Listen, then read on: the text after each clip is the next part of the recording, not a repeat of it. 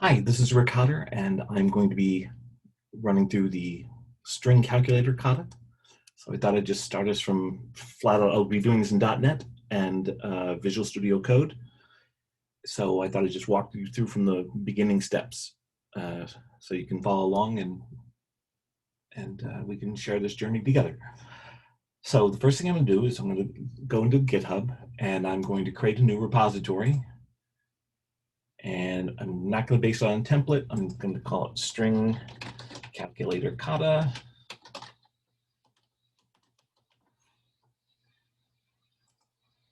And I'm going to add a README. I'm going to add a git ignore. I'm going to say I'm going to be working in Visual Studio Code, so I'm going to choose a git ignore for Visual Studio. And I'm going to choose a license. I'm going to make it the MIT license. It's a very broad license. And I'm just going to create a repository. So now we've just got a place where our code is going to sit in a repository that is a public repository. So if you want to take a look at it and see what I've done, you can just access it. So I'm going to jump over to Visual Studio Code. And I'm going to just hit Control. Oh, yeah. I'm going to, since I want to clone this to my machine, I'm going to go to Code. And when it eventually opens, come on, Internet.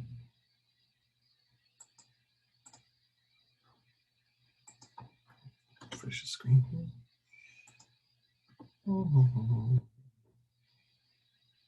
This all will be edited out. Very odd.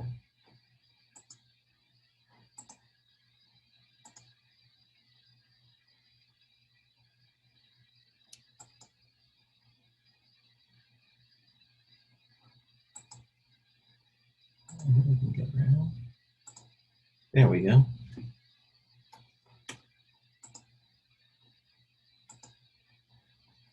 So what we're going to do is we're going to get the link to the repository, and you can either select all this and hit Control C, or they have a handy little post to clipboard, copy to clipboard item. So that's going to be the location of the repository we want to clone and bring down to work on. So I'm just going to go in here and hit Control Shift P as in Peter, and the first option here is Git Clone. It's going to say give me a repository URL, and that's what we just put in the clipboard. So I'm just going to paste that, hit Enter.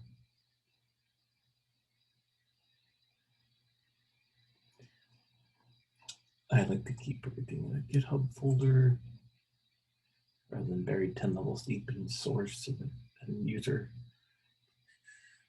GitHub. Just put it in GitHub. Okay, and down here it tells me it's cloning it, and would you like to open it? Yep, let's open it. And we have the 3 files that we brought over. Okay. And what I'm going to do is I'm going to create a file here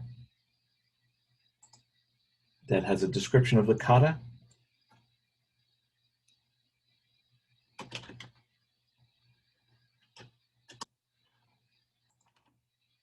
Paste that in. And the calculator kata is I got from Steve Smith, or known as Ardalis catalog. And so this is if you want to access it, you can access it. And I'm going to change the README.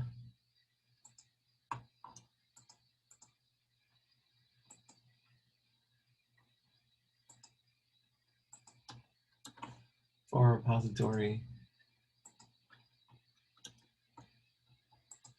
And it's giving you where you can find this, what I'm putting in online. Oh, no, sorry, this is Ardalis. And I'm just showing you again where I got the kata from and the steps that we just walked through to create the repository. And we've opened it in VS Code, clone the repository, and now we're going to do a few more steps. And so I'm going to open up the terminal window by pressing Control and holding down Control and pressing the tilde character. I'm going to resize this so we get a little more room here. Oops. All right, and so I'm going to run this, which will create a .NET solution, taking advantage of the .NET CLI. Now I'm going to create the testing framework I'm going to use to run through this Kata is xunit. And so there's a command that will create the string calculator Kata project, and it's going to be an xunit project. And then I'm going to add that project to the solution. And then finally, I'm going to, by default, it gives a unit test, but I don't like the name. I want it to just match the name of our Kata. So I'm going to rename it to string calculator tests.cs. And then finally, I'm going to go into the test file and just rename this string calculator.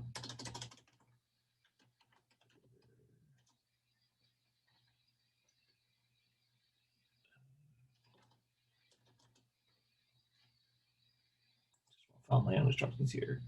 Tests. Okay. So that matches the file name as well. All right.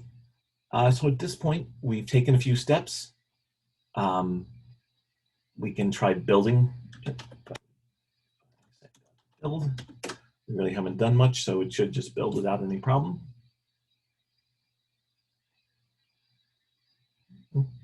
Okay, good.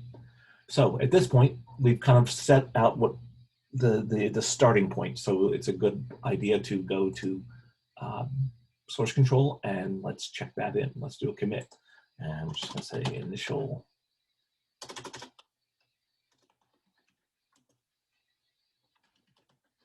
Commit.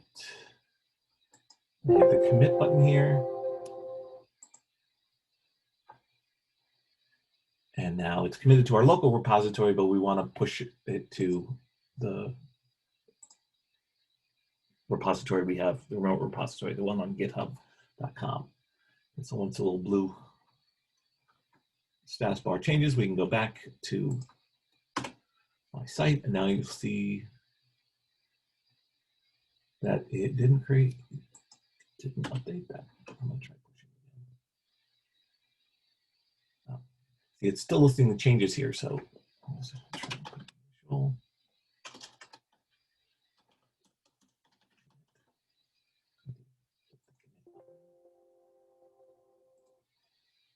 say yes, I want to commit all the stage changes. Right, everything disappears. That means the commit worked. And then finally, as I said before, push.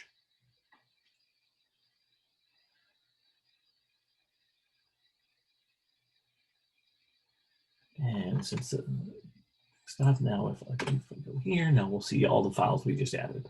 All right. So now let's dig into the Kata.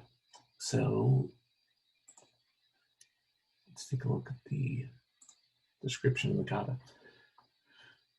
So this is to get you used to doing TDD.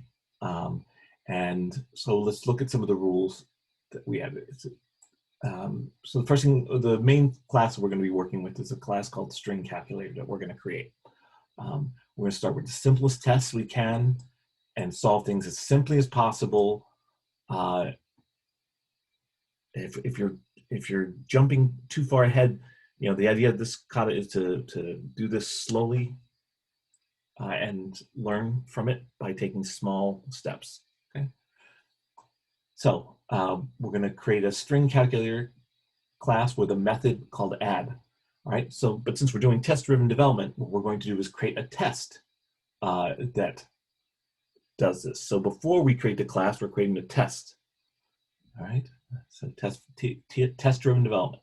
All right. So we're going to go to the tests here, and anything that's a test is going to be named. Is going to be marked with a fact attribute. let's go here into string calculator and just so you can see what's happened. I'm going to change. Oh, I did change the name of that class. I'm changing the method name. So we're going to be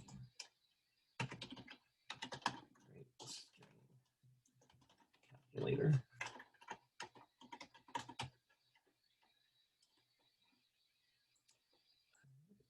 And what I'm going to do is there's a cool feature in .NET where you can say, watch this folder, and if I change any files in the folder, rerun the tests. All right. So here we have a test. It doesn't like. Oh. So we're creating a string calculator with an add method. Takes. So I'm going to create add, so it shows we're testing the add method, and then say, let's just say test for now, just to see how this works. So now I can run a command from the terminal window that says .NET test, and it will look in the project and say, hey, do I see any tests? And if so, I'll run them. So it said it found one test file, and now it's running whatever in here. Now this is going to be a passing test because it's not failing. So we're going to see that there's 0 failed, 1 passed, and with a total of 1. Okay. So now what we're going to do is we're going to assume that we write a test as if this already exists. Okay. So we're going to say with unit tests, there's 3 steps that are usually associated with. This is the arrange, and assert.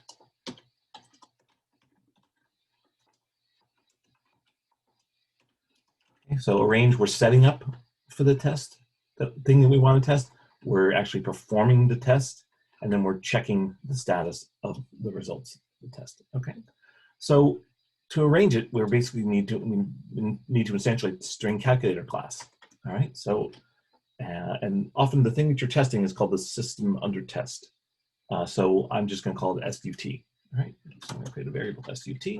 Say this new string calculator.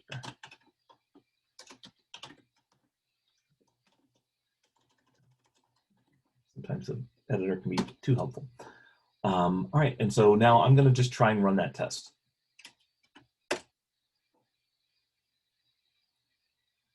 So this is going to be a test that fails because it doesn't even compile, okay? Which brings us to, in these test-driven development, the whole idea is they have a thing called red, green, and refactor. Red is you want the test to fail first, and then green means you get the test to run and successfully run, and then then the next step is refactor. So what we've had, oh, look at that. It worked for some reason. Why did it?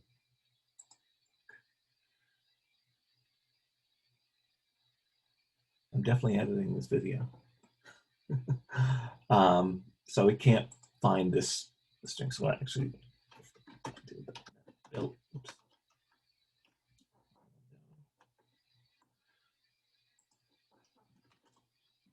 Do a .NET build project. The build will fail because there's no string calculator. Okay, and building failing.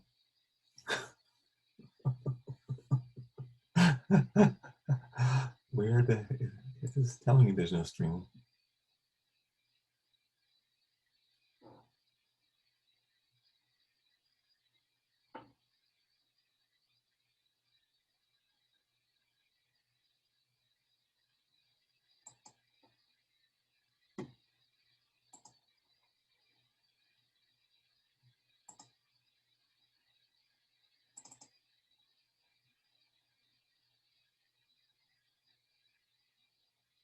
So we don't have a string calculator class.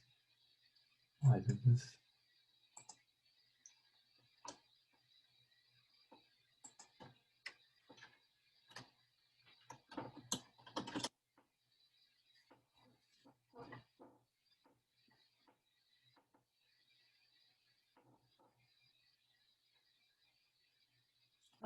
So here's one of the fun things about this. Whereas when you're in Visual Studio, if you build, it automatically saves any open files.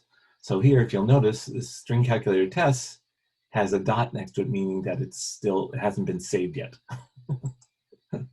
So I'm going to save it. And now if I try in .NET Build,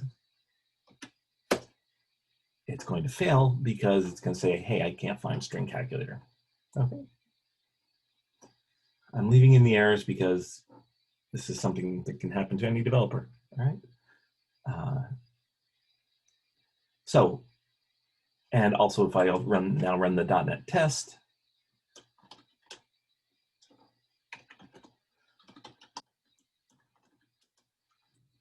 it's going to tell me that the test failed again. Okay, again, because we don't have the string calculator. So red, green, and refactor, we've got the red. Now we're going to fix that. We're going to create a class. Now what I'm going to do is I'm going to create a class in a separate window, and we're going to just call it string calculator. CS. And just so we can see everything going on at the same time, we'll split the window and put string calculator in here. All right.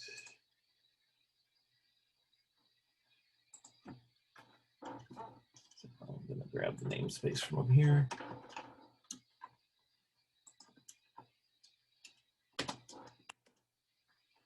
And I'm just going to create a class called public.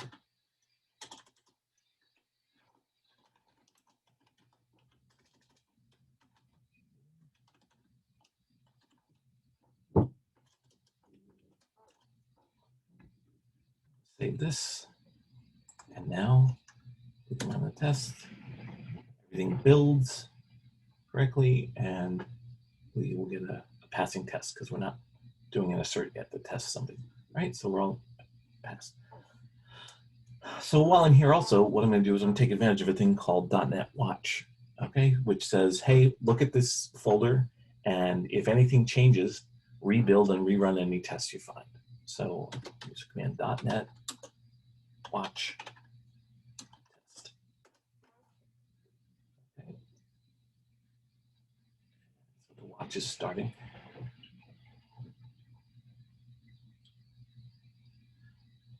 So now all it's doing right now is it's waiting for anything to change. So if I actually just hit save again on the file, it's going to have a new save date. And so you notice this automatically kicks in and runs all the tests that we have. So it's a cool thing if you're working in a small subset of stuff to be able to just turn this on and then let it run in the background while you're working up here. So you'll see me making changes up here, and you'll see the watch kick in. And okay, so we've got a green, but we haven't added the act yet. All right, so we're going to want to call the add method.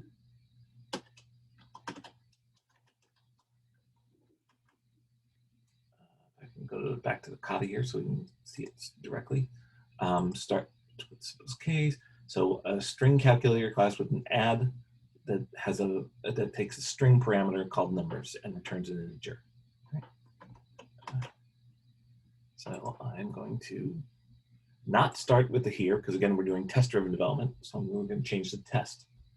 I'm going to change the language. Hey, I'm going to call it the add method, and I'm going to pass in the string. I'm just going to pass in the simplest string possible, just an empty string. Okay. Again, so now I save it, and it's going to go red because the add method doesn't exist. Yeah, it's going to fail because the add method doesn't exist in the string calculator.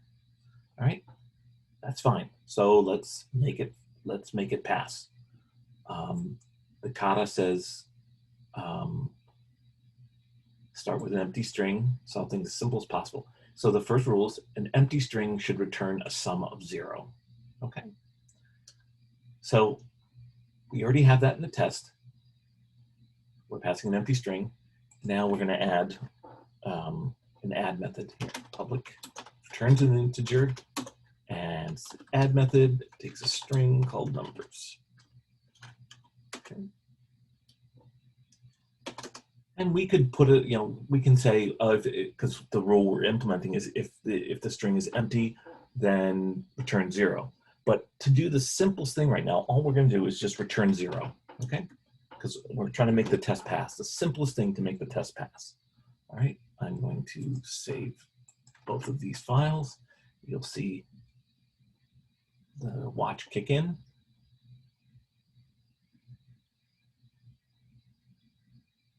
And it says it passes, and but we haven't really put in the test yet to test whether it passed or not. Okay, so we're now at the assert step. So what we're going to do is we're going to call assert equal, and we're going to say 0 because if it's well, we'll get the idea. One of the ideas is to make the test fail first. So I'm going to put -1, and I'm going to grab the result of add for value equals. We're going to say the first parameter is the expected value, okay? And the second parameter is the value you want to compare it to. So I'm going to put value, all right?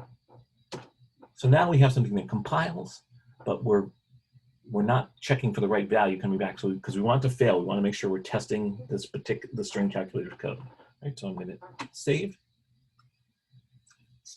kick in, and you'll see that the tests fail, saying it expected -1, but it got 0. You'll see here, right here. Okay, so it's giving you good feedback on your test. So let's fix that. So we're in the red now. Now we're going for green. Okay, we expect that when it's an empty string, it returns 0. Okay, and save it. Let things run again.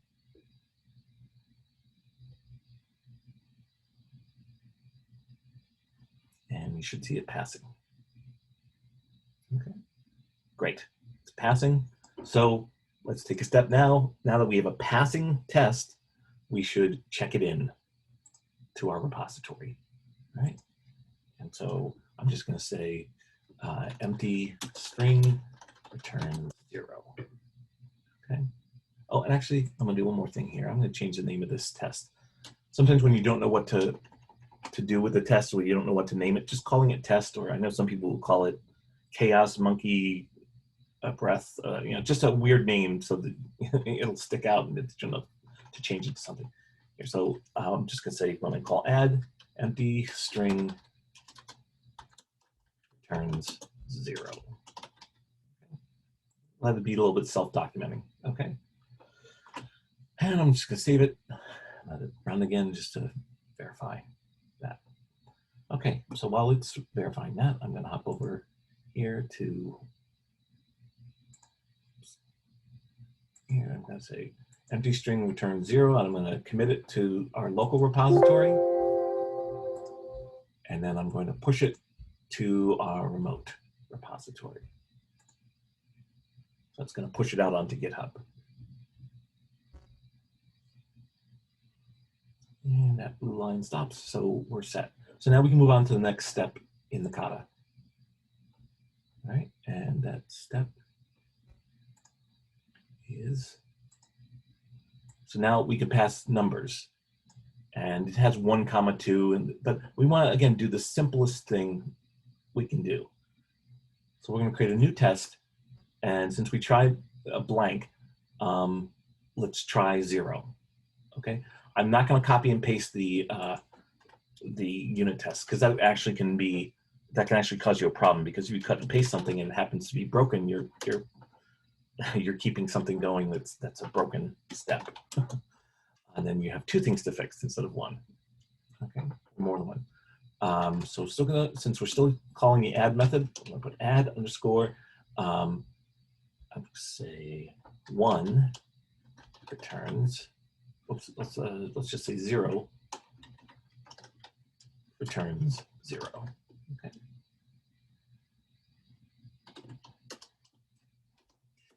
not going to put in the arrange and act, and I'm not going to put in the comments. I'm just going to do simple var st calculator. Up. We're going to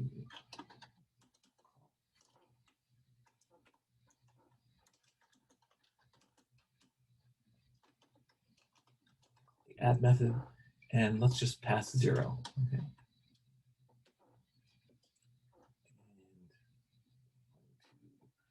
Insert.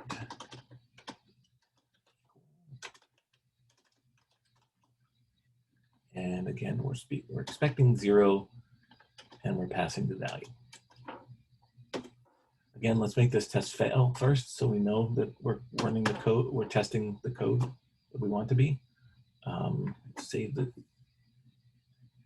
Now we should see 1 passing test, 1 failing test. So here's the red. Okay. So we see we have 1 passing test and 1 failed test and 1 pass test. Okay. So now we'll adjust this. It says we've got the red. Now we're going to go for the green by testing for the right value. And because 0 is the default return value here, we don't have to change any of the string calculator code right now. And we should see everything pass.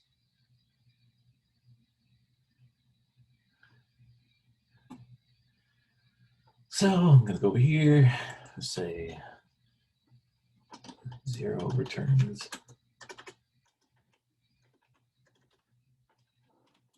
0, commit it, and push.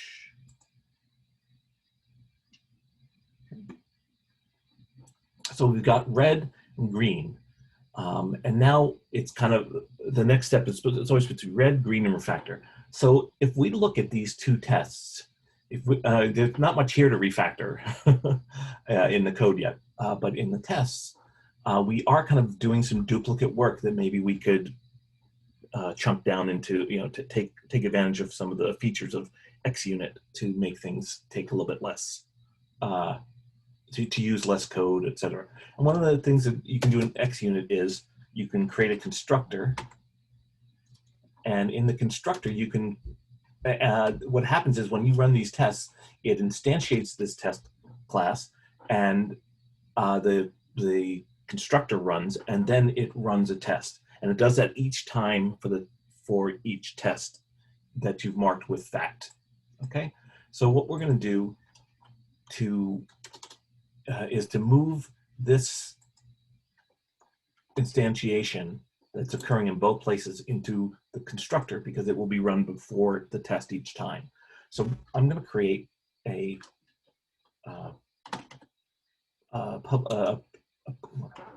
that stopped helping me. I'm going to create something called _SUT, a property called _SUT that I'm going to put right on the class.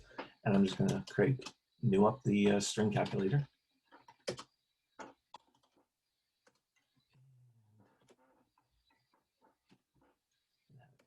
Create the value for me, sorry, a field. And now what I can do is I can take this line out of both tests.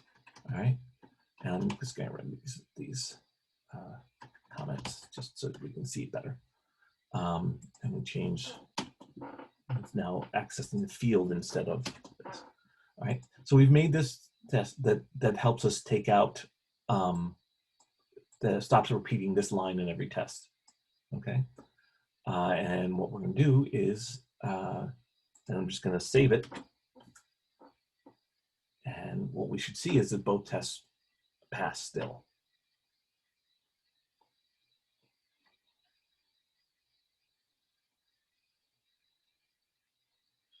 Okay. And there's more refactoring I could do here, but that's one that's one I'll handle now. We'll get to more.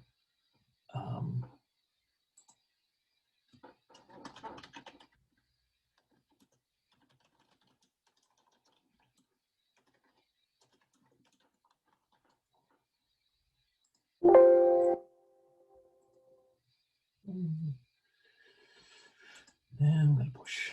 All right, so we've pushed that up again, and you should always push to your repository when you have passing tests. Okay, so that there's only ever things that pass tests. Right, so we can go back and take a look. What's the next step in the kata? So we tried blank, we tried 0. Now we're going to try 1. All right, so I'm going to test for 1.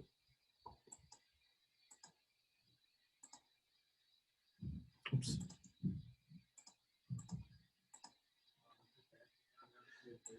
Okay, so I'm going to create a public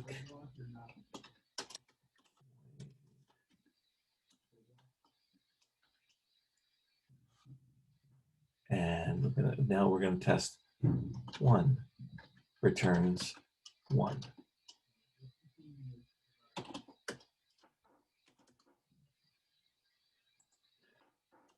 So now I'm going to say, hey, the value is equal to underscore sut dot add, and we're going to pass 1. And then we're going to assert equal, and we're going to say we're going to expect it to be 1.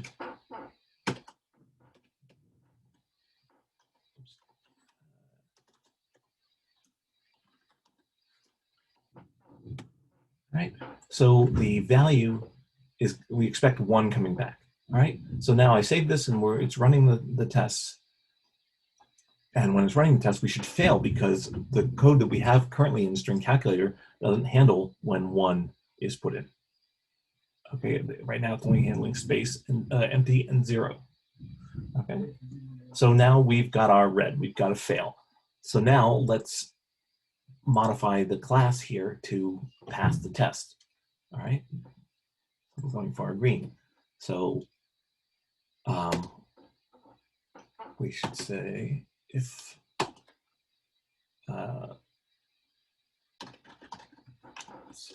string.is null or empty,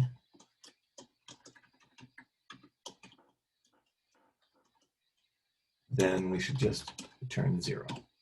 Okay, and then we could also, I'll just say that.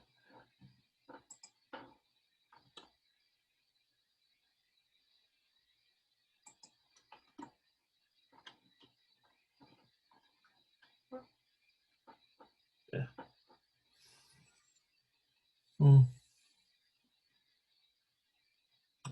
And of course, it helps if we have a semicolon in our test.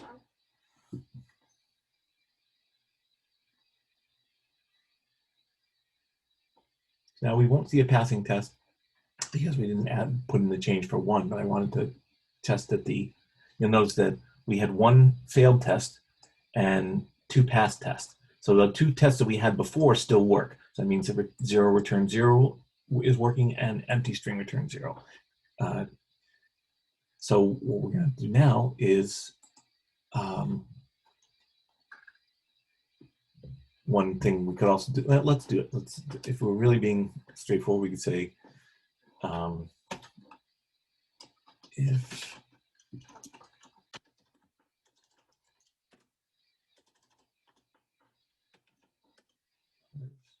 equals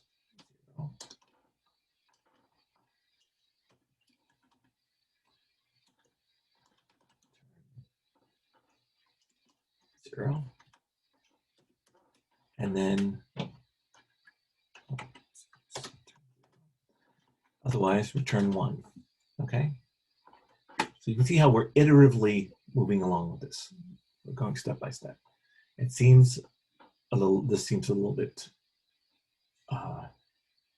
crazy, but what it does is it gets us to green. It gets us to the test passing. Okay, so now we're in the refactoring step. So this is great, but as we test for every single number, and you know, this can get really repetitive and make this method very strong. So we're going to refactor it to make it better. And so, you know, the simplest thing we can do, although the Kata wants us to do comma delimited stuff eventually, right now we're not there. So the simplest thing would be to say, okay, I'm just going to return, fingers aligned on the keys correctly, return int 32.parse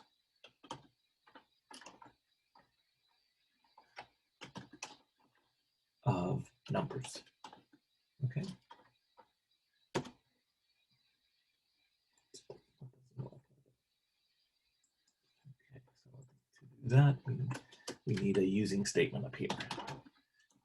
System, I think is what we need. Yes. I just had to bring this library in. So this is going to parse whatever this string is as an integer and return that. So that will handle our 0 case, and it'll handle our if we pass 1. Okay, and as you can see, it's all the tests are passing now. Okay, so that's a refactor.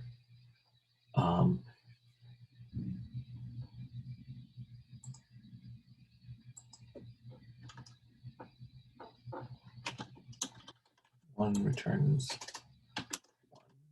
Just check this in for now.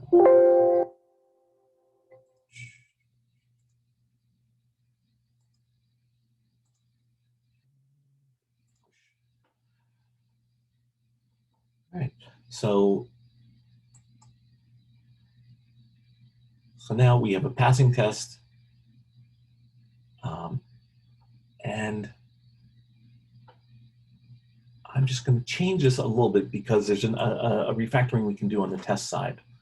Okay, so 0 returns 0, 1 returns 1. It gets a little bit repetitive. So what I'm going to just do is say, just to show, just to keep all the tests there. I'm going to create what's called a theory. Okay, in XUnit, which is we're going to test a theory. So we're going to create add pass single integer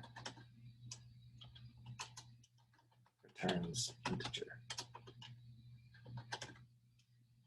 See what this happens, what this means in a moment. And I'm going to say a string of passed value and an integer of expected value. We'll see what that is in a moment. And we're just going to say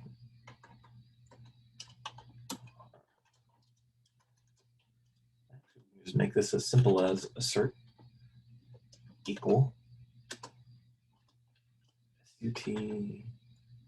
Oh, this is the expected value. So the expected value here, comma, underscore system under test, add, and passed value. Okay. So what this is going to say is we're going to somehow get different values here, and we're going to expect this value, and we're going to run the test. We're going to assert, right? So the way we specify the test cases is by using a thing called inline data. Inline data, and as a function, we just put the things we want to test. So since we replaced the add, no, let's just start with one that worked. We can say we know that 0 should return 0. Okay, so when this test is run, it's gonna a 0 as a string is being passed in and an expected value of 0. What we're expecting the test to evaluate to. Okay, and let's just run that and watch the test pass.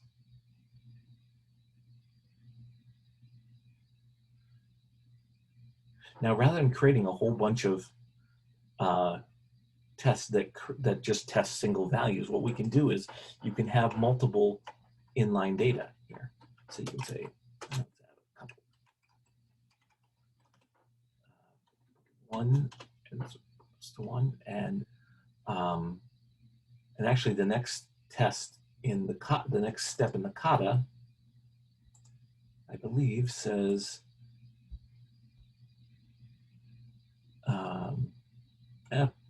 just for fun, we'll have it.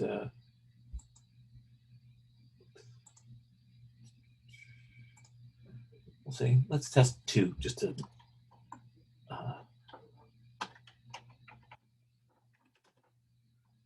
Save it, and it'll run. It should all pass now because we're just saying, hey, whatever integer you give me back the parsed integer. Okay, and you'll notice that the number of tests passed now jumps up to 6 because we added 2 new inline datas here. Okay, so we're testing. So let's go back to, actually, let's check in.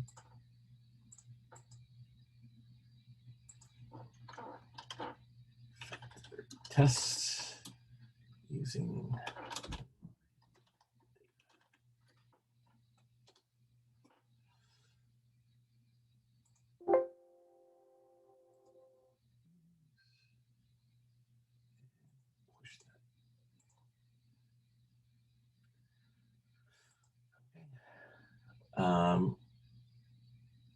while we're refactoring a little bit, I think we can just move these right, simplify these by moving these right into the assert.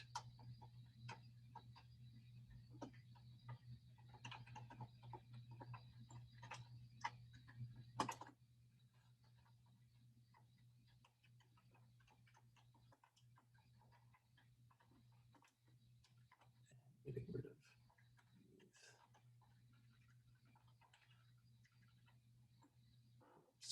A little bit too far. All right. So now we're keeping all these tests, but we've simplified the call within them. Right, and to test that we didn't break anything, we just hit save and let the test run again.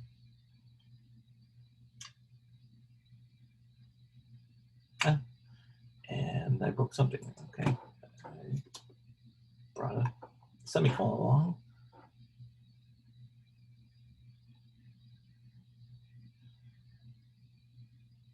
And we should pass. Okay, we've passed. All the tests pass.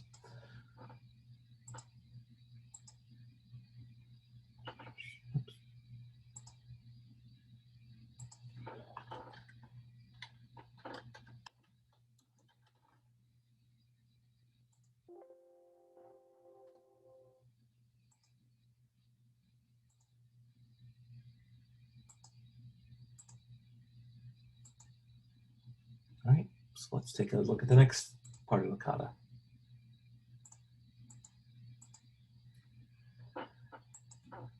So we are,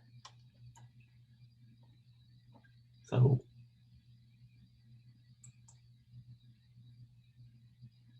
now we have the option, we needed to create a test that's going to test 1, 2, and we're going to expect that 1, 2 is going to give us a result of 3. Okay. So we'll go back to our test to create the test first.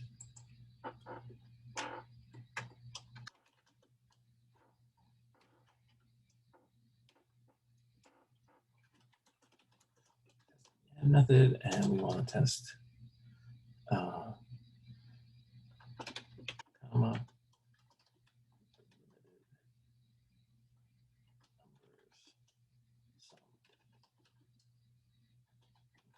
successful.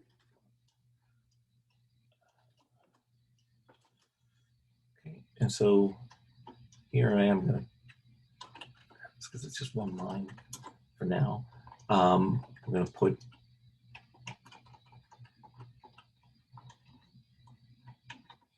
we expect the value 3 if we pass 1, 2. Okay.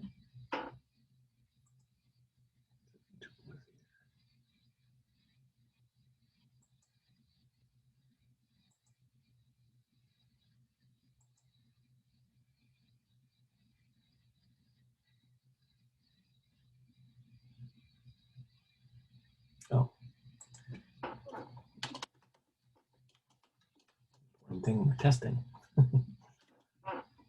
All right, so we're going to expect to get a 3 back when we call add with 1, 2. All right, so we'll save this, and because we don't have any way to handle that in there,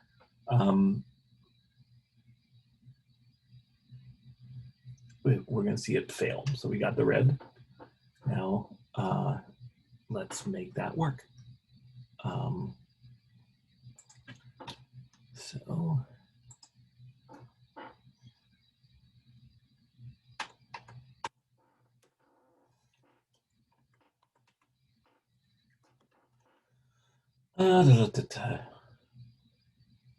so what we can do is take advantage of the split function, the string split function. And so we can say numbers, let me see, values equals numbers split, split by comma.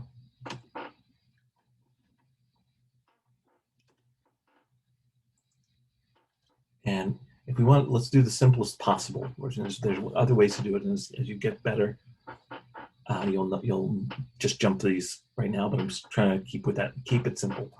And then we can say if values.length greater than 1 means we have more than one. We have a comment. We have more than one value because split is split up. You know what I mean? Then we will int to parse values 0.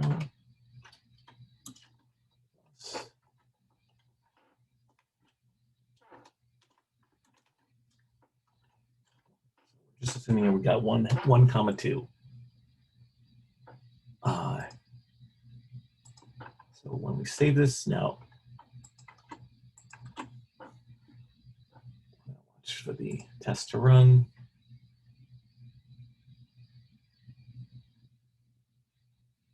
Should work, but we'll see. Yes, so this has worked. So now we got the red, the green. Now let's do the refactor. Okay, this is great, but it's well, no, this is fine. I think I saw the next thing is to make it so that you can pass any number of parameters or any number of numbers. Okay, so right here. All right, so we just got a passing test, so we're going to save say some delimited numbers.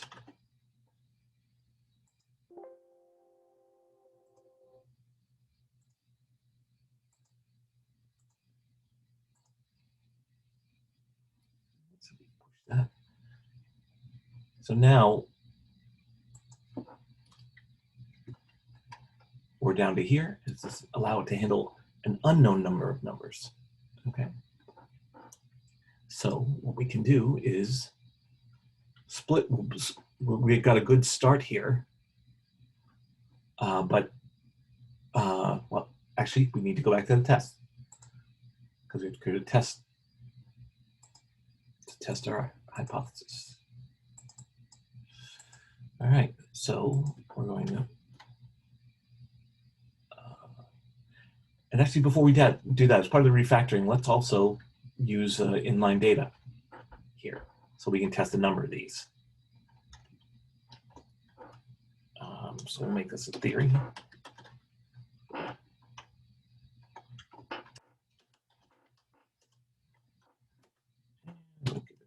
Data.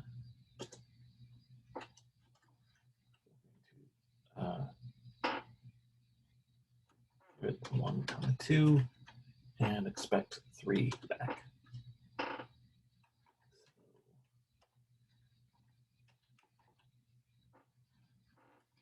Just call this numbers. And expected.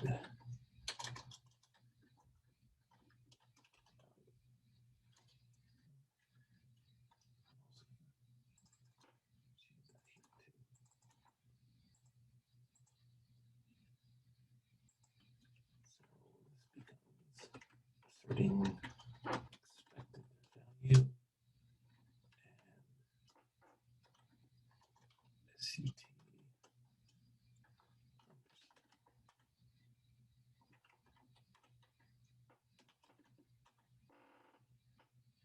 So we should run this, and the test should all pass because this is a refactor of that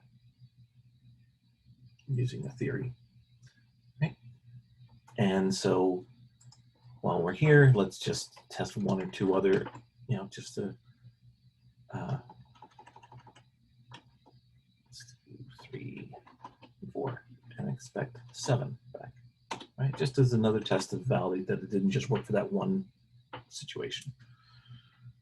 And we should see our test pass. Okay.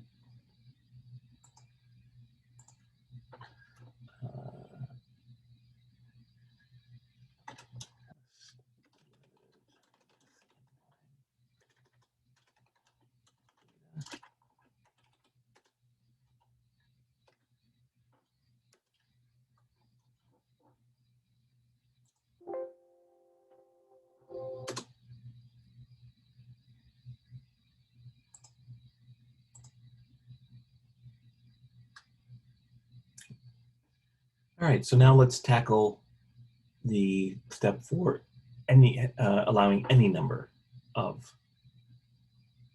values. We can pretty much keep this, and then I would say let's change this. So if it's more than one value, then we can just return. We can say var. Let me var sum equals, and then we can take advantage of link.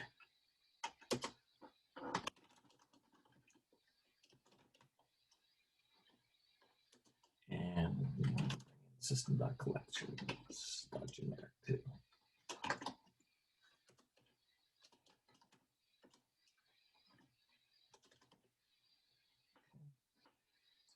So we're going to say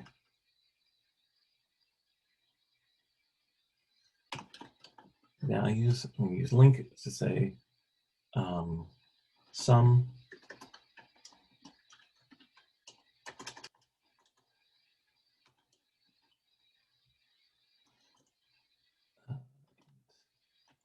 to.parse of B. All right. So this is saying for each of the items in values, the common denominator thing, we're going to convert it to an integer and then get the sum of that integer. All right, and then let's just say, let's make this. Sure. Now, I'm actually not going to save this because I didn't write a test.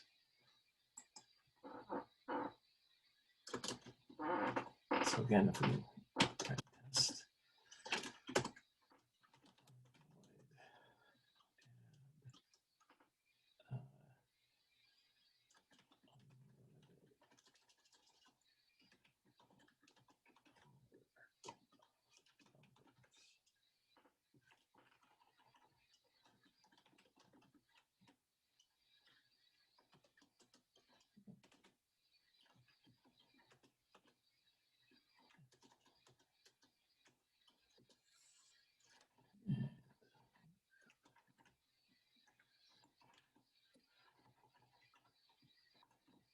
expect, let's say put in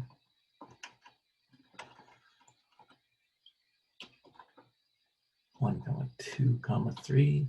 We're going to expect 6. So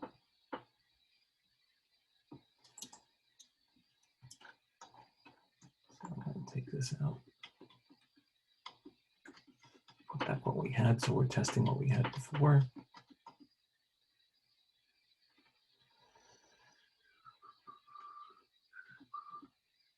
Okay.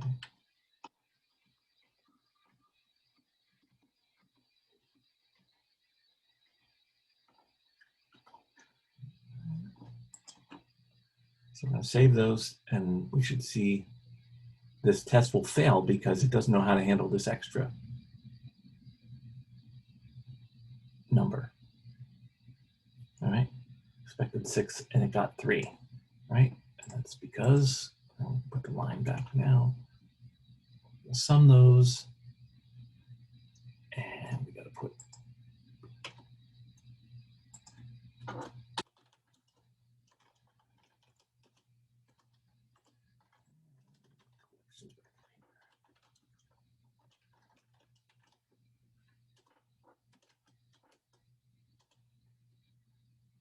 okay, so if we save this and run it, we should get a passing test because it will sum all the common delimited numbers.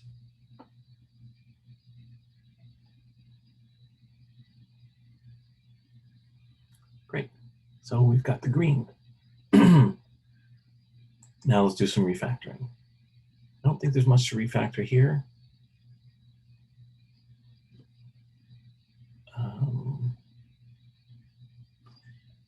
So what we can do is turn this into a theory.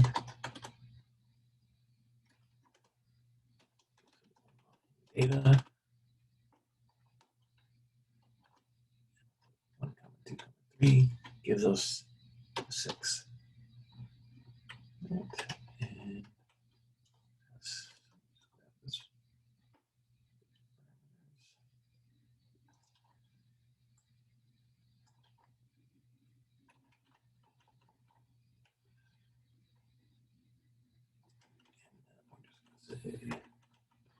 expected value, and we're going to say the sum, the add of numbers. Save that. That should pass.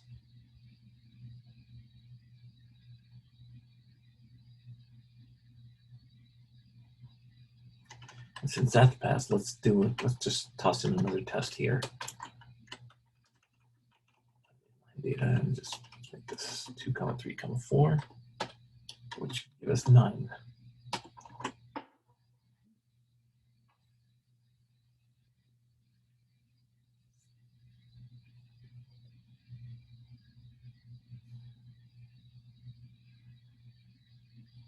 And pass test. Now, if we look over here, there actually is something we can refactor, and that is, I don't know why I did that. Once we have tested to see if the string is empty, any number that gets passed in here, whether it's comma delimiter or not, is just going to be a list of values. So what we can do is we can actually remove this check to see this, because this is kind of redundant. So if they pass 0, it's going to be 0. So, and to test that, we'll just save this, and we should see all of our tests pass.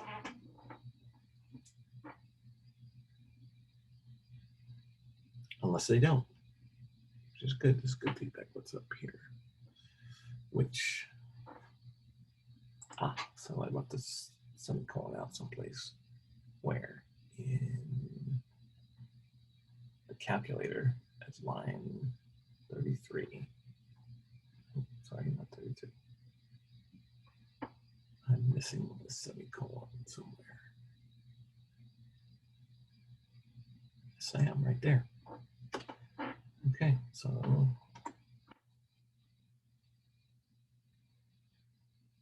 now this should all pass.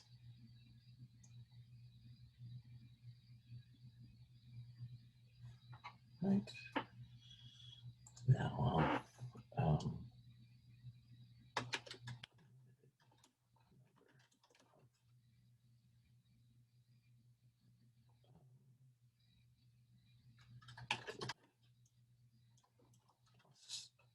refactoring.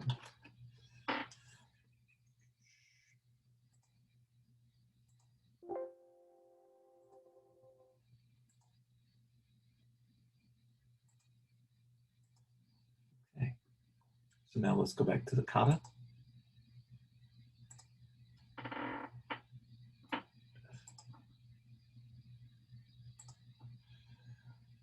So we have an unlimited number. Now we need to allow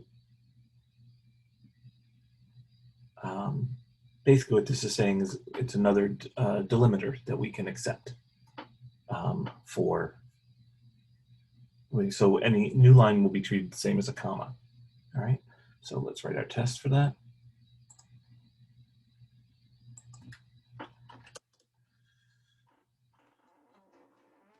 Sorry for my squeaky chair.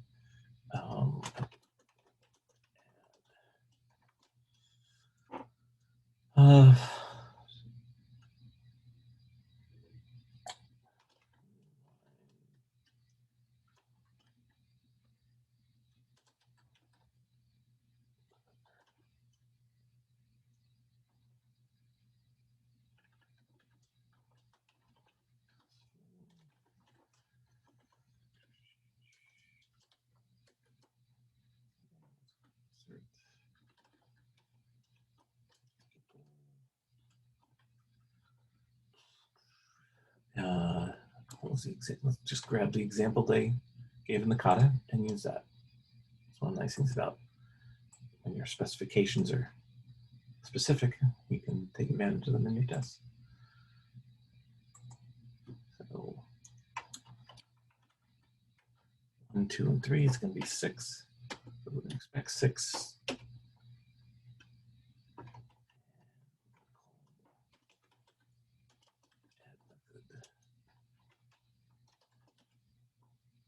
So we'll save it. And since we don't have the code that handles that yet, it's going to fail. Okay. And everything else passed, just one failed, so we know it's this. So what we need to do is make sure that we can split based on a number of different characters. So what we do is create a delimiters collection. List of char. And I'm going to give it default values.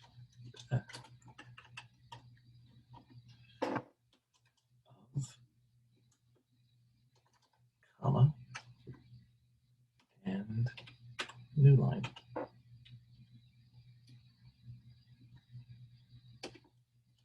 And then I'm going to split based on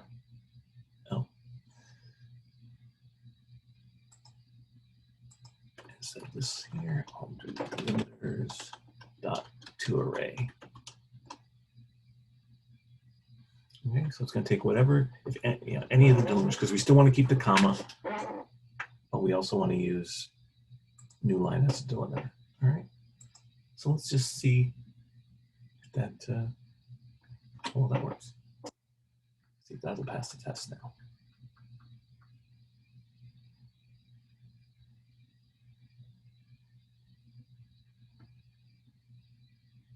Great. So I'm just going to make this a theory. You don't have to do this all the time, but if you have a passing test, it's good to try something else and see if it gives the same values. So we'll use these same 2 examples and we'll replace commas with new lines. And so if we run that, if our test works successfully, then we know that we've tested it under a number of different conditions. Oh, theory methods have parameters. Ah, yes.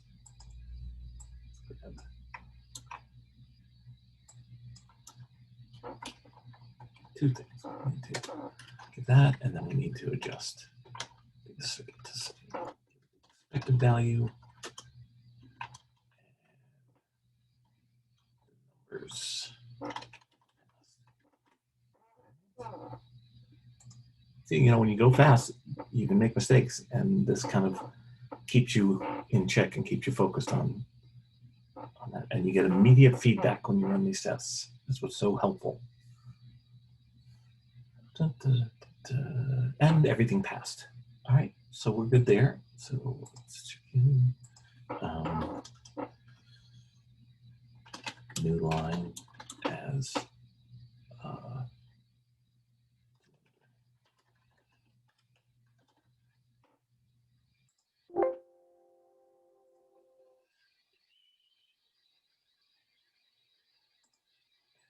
push it.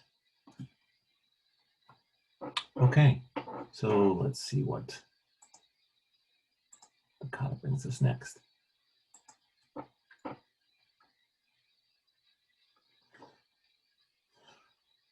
So this says no need to test for it, but you know what, we're just going to do it for example. So the reason why this would fail currently is that the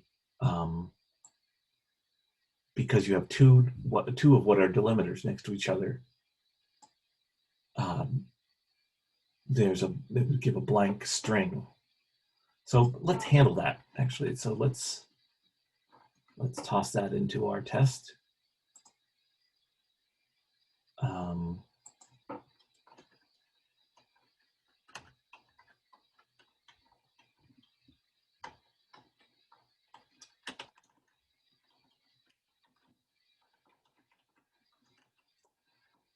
And what you could say, you know what, we're expecting a value of 1 because that's the only number that got passed in there. Okay, so if we save this, we're actually going to see it fail. And the reason again is that when this gets split, it gets split into a 1 followed by a space, an empty string. And when you parse and try to do an int32 on an empty string, you get it throws an exception. Input string was not in the correct format. Okay, all the rest of our tests passed, but this one didn't. So what I'm going to do is split has an extra parameter you can pass to it. String split options, and one of the options you have is remove empty entries.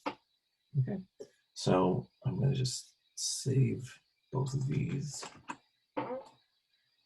and let's watch the tests run, and it should now pass because the empty array element is going to be gone because we chose this option split. Okay, and I'm correct. Okay, so we passed. Everything's passing great.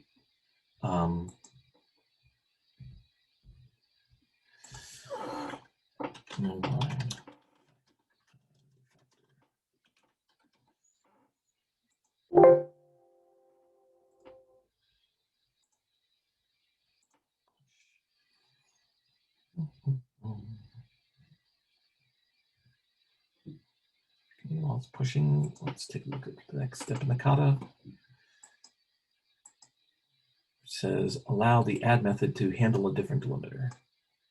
Change the delimiter will begin when strings will be separate. Okay, so this kind of says we're going to allow you to specify a new delimiter by putting / at the beginning of the string with / and followed by what the delimiter is. And so now it can be used as a delimiter here as between 1 and 2. But at the same time, it looks like you can still have all the other delimiters that are built in. So when it's not saying that's the only delimiter, it's, hey, this is something that's defined as a new delimiter, right? So let's grab this so we can test against it.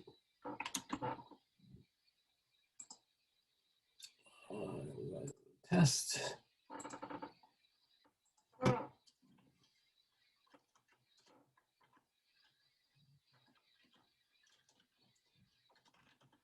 I wasn't recording this, I would go and create a template so that I could just type, like, create me a fat.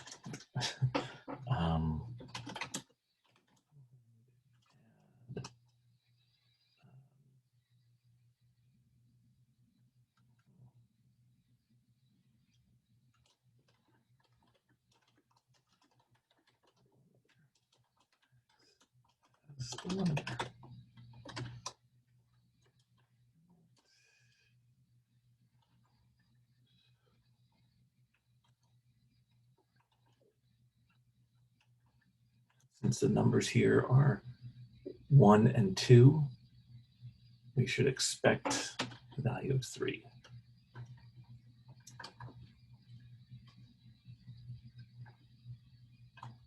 Okay.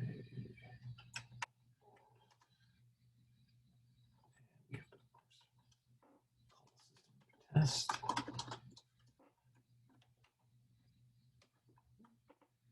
save that. And of course, because we don't have the code that will implement that done yet, we're going to see a failure in that. Okay, one failed and the rest passed, so we're good. So now we need to put in the code that will add the delimiters that will allow a new delimiter to be defined. All right, so we already have a list of delimiters here, so we can just add to it if there's a new delimiter definer. So we could just say, hey, does numbers start with 2 slashes? If it does, we're going to grab the third character. We're going to say delimiters dot add numbers 2, which is the third character. All right, so now that will be a new delimiter. So if we save that, oh, that's going to fail. But so we'll see it fail, and I'll tell you why in a second. I'll tell you why now. So we added the delimiter, so that's good. So that with this string split, we'll just take whatever new item was in numbers 2. But what we didn't do is change numbers to remove the first 2 characters, to remove the slash, well, the first 3 characters, the slash, and the delimiter that we're. So we're going to strip off these 3 characters. So we can just use the substring function in numbers equals numbers substring 3. So that will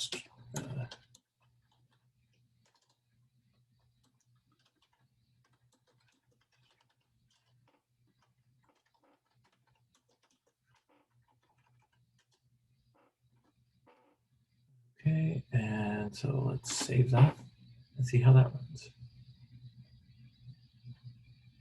And I think this should pass, but we'll find out.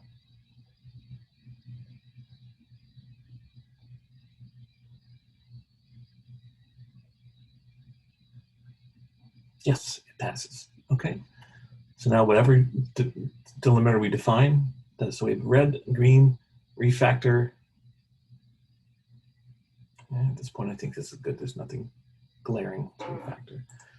So let's see this. We'll call it the delimiter definer.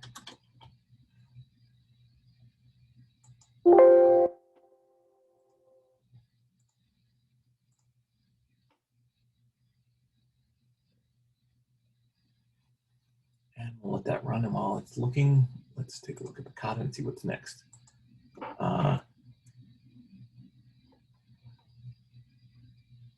Oh, yeah, and this we already did this. So all the rest should work as before.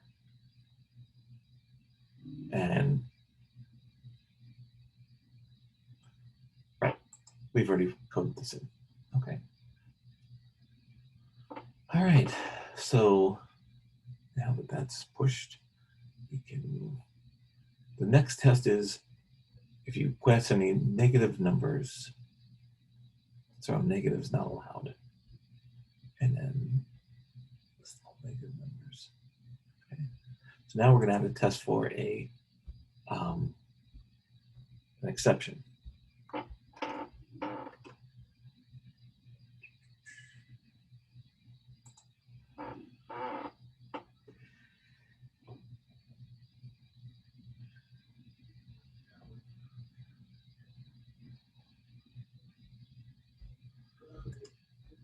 And off the top of my head, it's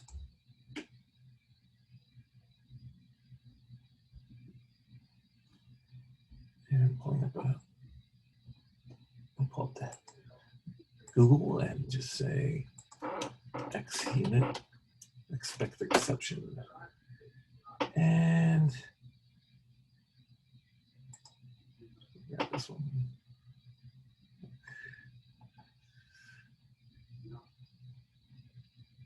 Okay.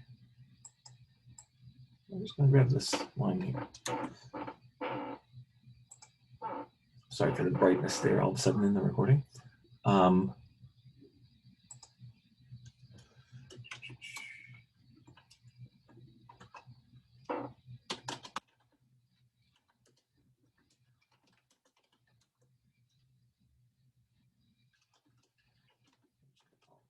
Negative exception.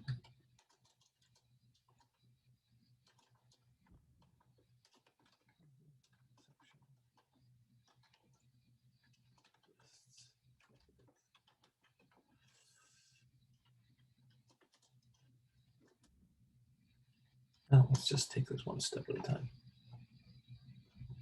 Causes an exception.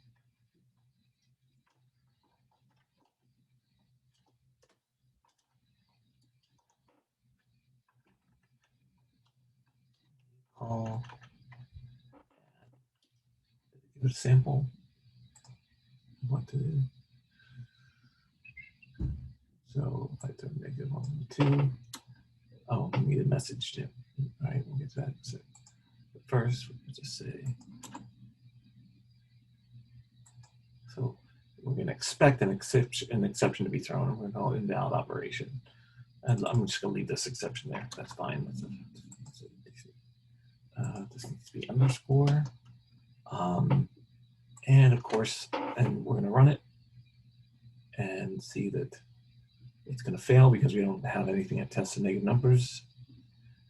In fact, it's probably going to say it has a value of 1, but expected could it even say the value? Yeah, it just says the problem is no expected. It was expecting an exception, but didn't get it.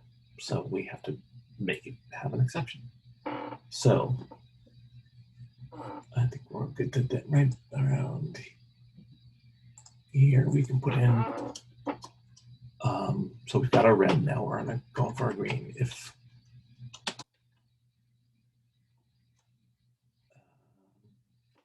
actually we should do it after we've parsed all the numbers. If values.any is less than 0,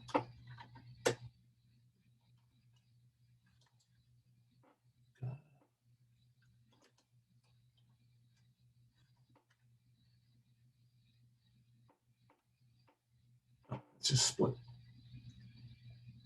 All right, so we actually have to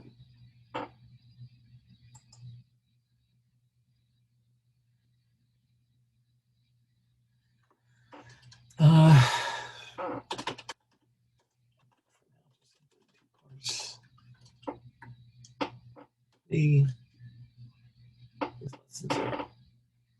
So if any of them are less than 0, we want to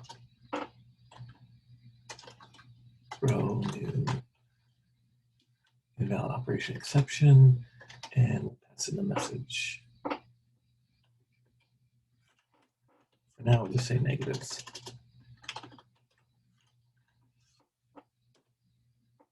So by doing this, it's going to throw an exception, and we're going to expect it. Okay.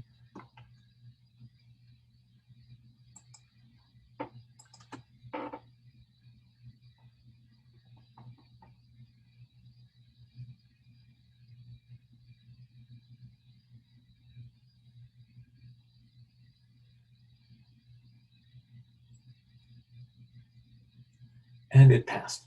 Okay, so we handled that. So, but it needs to go a little bit further. The Kata has to also tell it what negatives are not allowed, and pass that back in this message here. Save our message. Goals.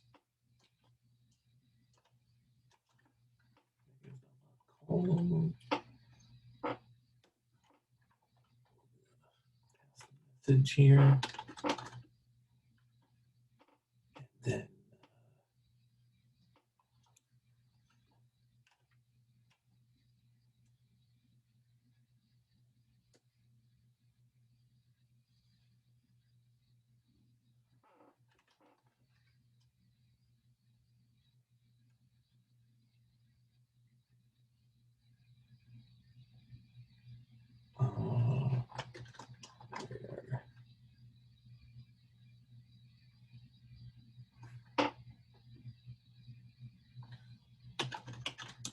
message.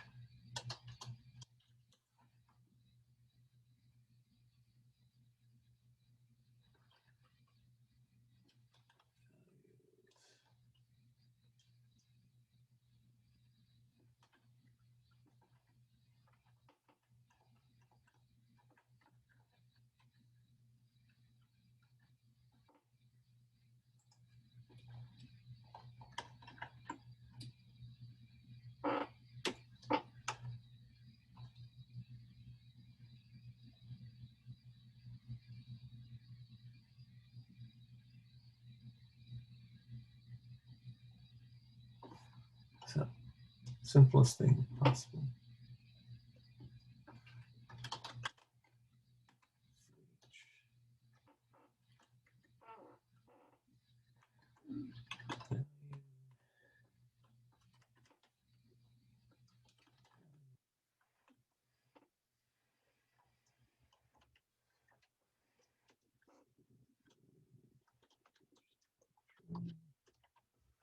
Say,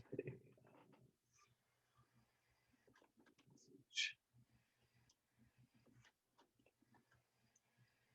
If not first.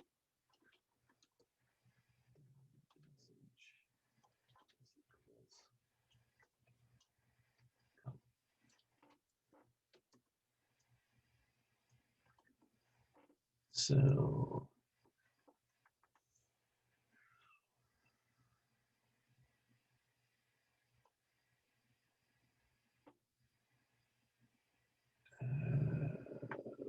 message plus equals, let's see,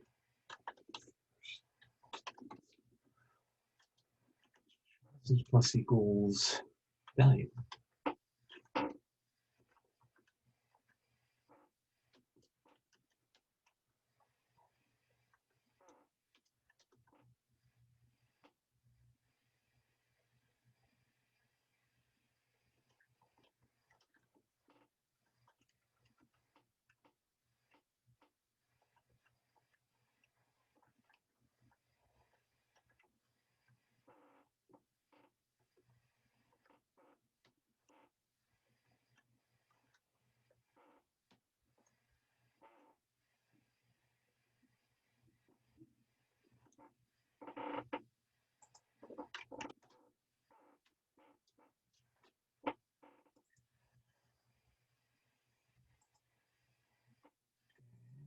Remove this. So it'll build a list of negatives and put them out as a message. So for our first one, we should expect this expected value. So go back to the test.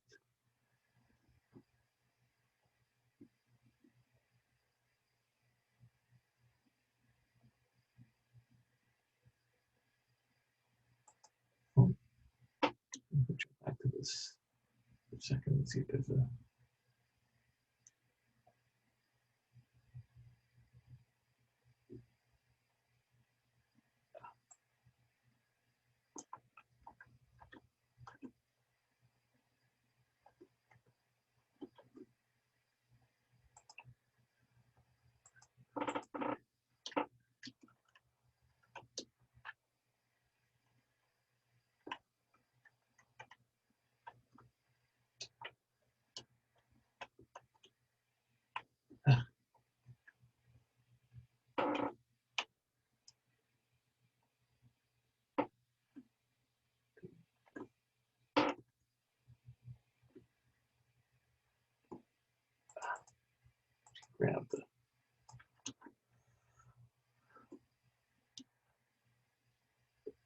grab the value exception, throws an exception, we get back a reference to the exception, and we can test the string. And now test this string.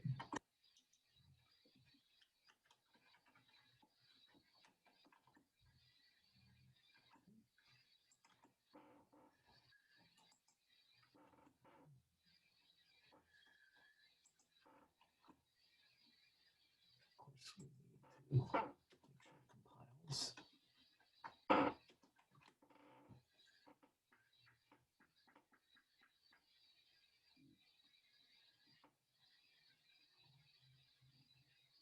Okay, and that compiled. So it was able to do this. So that seems to have worked. And before we can refactor, let's test for multiple negative values. So let's change this into a theory.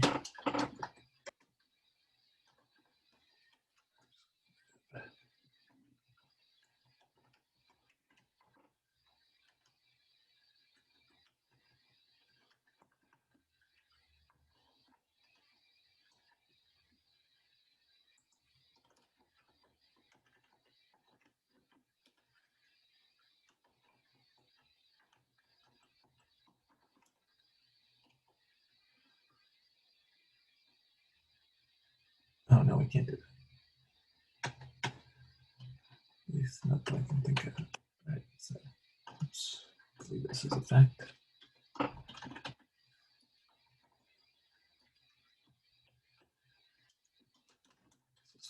Var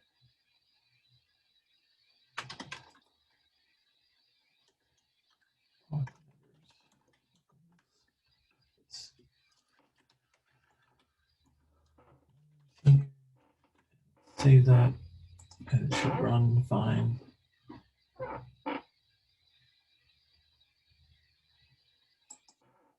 That's running.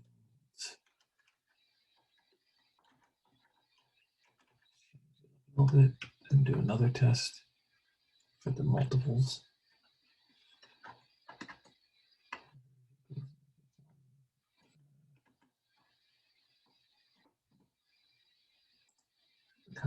Let's try -4, -5.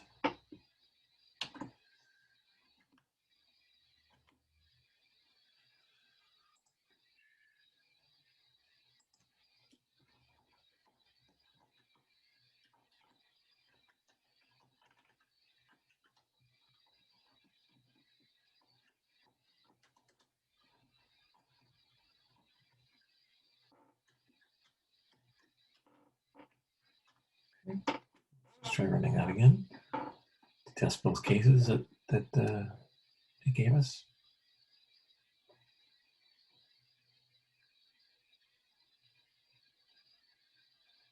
And this one didn't work.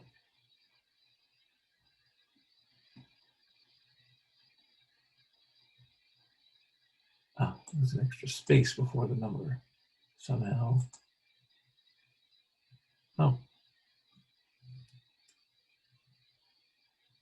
Oh, yeah, there we go. In the variable that I had the values in, there was a space at the beginning. Good. This is how this stuff catches you. So that keeps you honest.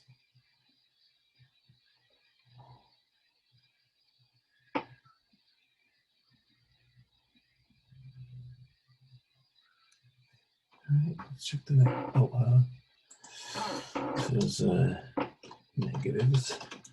Throw exception.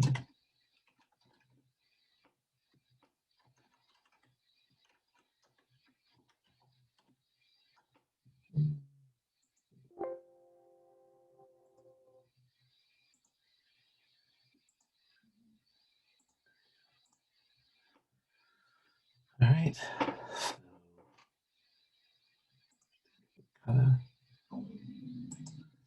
Numbers greater than 1,000 should be ignored. Okay, so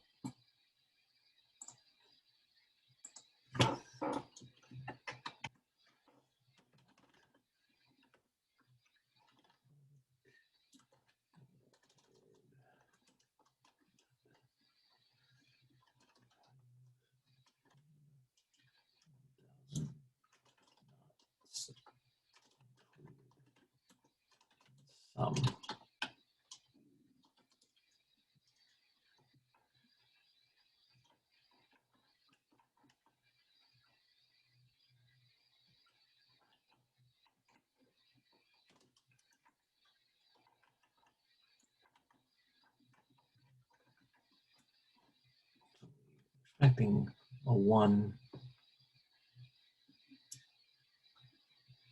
if we pass in 1, 1001. We're ignoring anything over 1,000.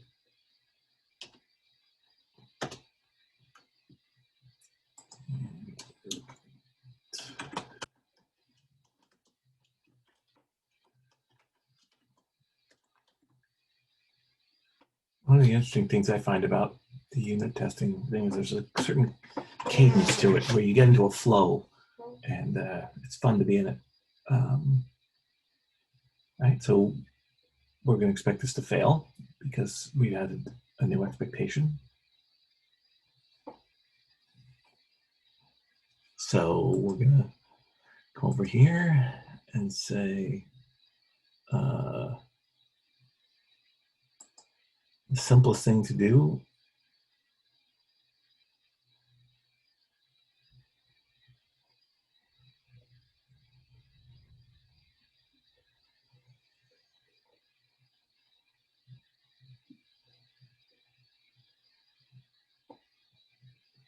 all right, so we can just say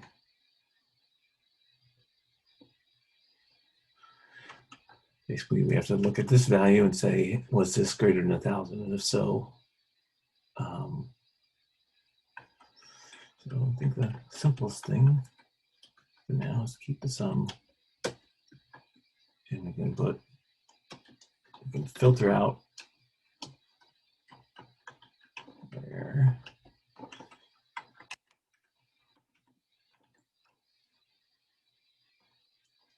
greater than 1,000. So this is going to filter out anything that's greater than 1,000 before it even gets to the sum. So that should work. Nope, and it doesn't. So now it broke. Oh, it helps when we say not that we're not keeping the ones that are greater than 1,000, we're keeping the ones that are less than or equal to 1,000. Okay, and see, that nice thing about this example is that it broke the other tests. So we know that something we did to try and add new functionality broke other tests, and it tells, you know, so we get notified early. So let's change that, and this now should cause things to pass. So everything that's under 1,000 gets totaled. Awesome. And not much to refactor here. The one thing I would do here is turn this into a theory.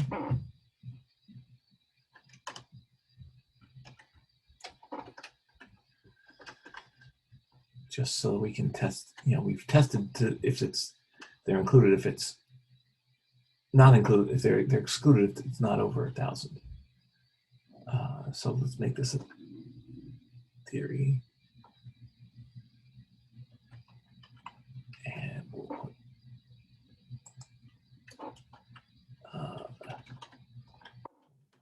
1,001 like we just had. Whoops.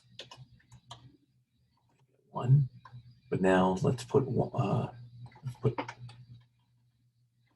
2 and 1,000, which will be calculated together, and we should get 1,002. Just to test both sides of it, and then we'll say,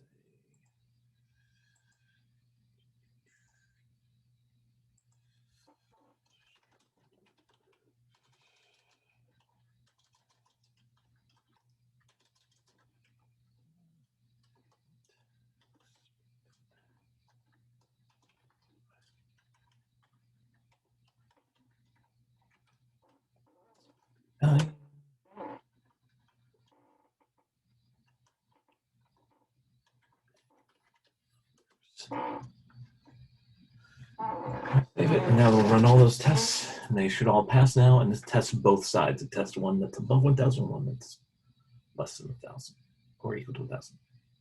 And it's, oh, wait.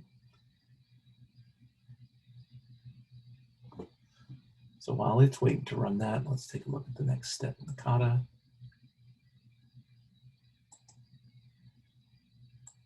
Delimiters can be any length.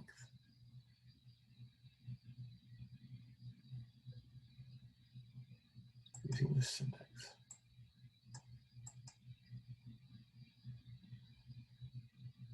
All right, actually, I'm looking at the amount at the time, and to be able to make this all fit in one video, I'm going to stop for now, which means that as long as this passed, I can check in the values.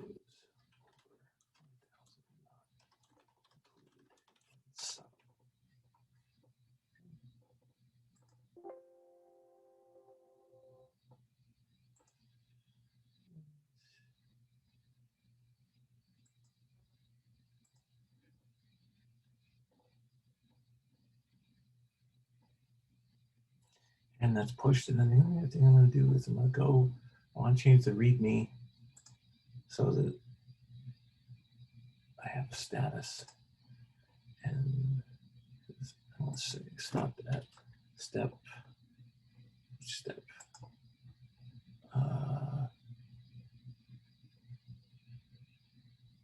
7. So I stopped at step 7. Okay, that's already in the README file from my previous run of this. So don't have anything to check in. Great. And the final thing that I want to do is show you something interesting.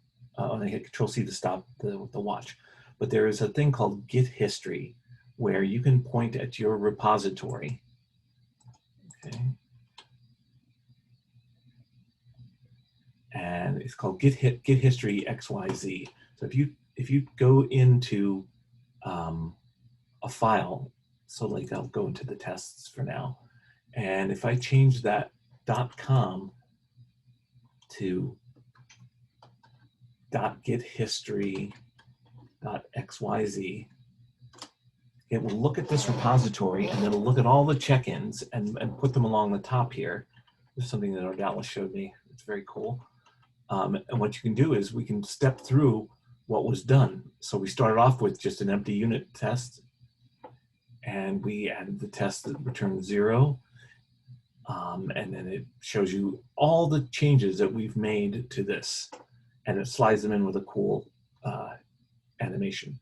And since I put all the new tests at the top, you'll just start to see all the tests come in and what we're testing, and also you see up here the text that was in the commit comment.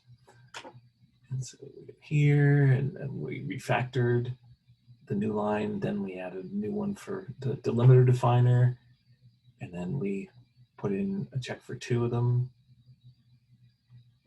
And then the final thing was we did the 1000. It's a cool way to look at your changes. This, we were looking at the test.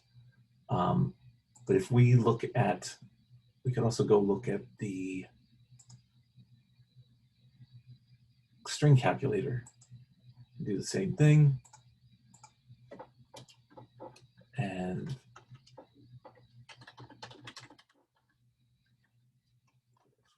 there. So you go to the file that you want to see the history for, and then you make that change. And so here again, we have the calculator that just returned 0 no matter what. We see here that we started checking to see if it was an empty string. Again, all the things, and it's very cool to just watch it all play out, and then any changes you made. Oh, and we hit the end there. So I hope you've enjoyed this. I'm going to be doing more videos too. My name is Rick Cotter, and this was the String Calculator Kata.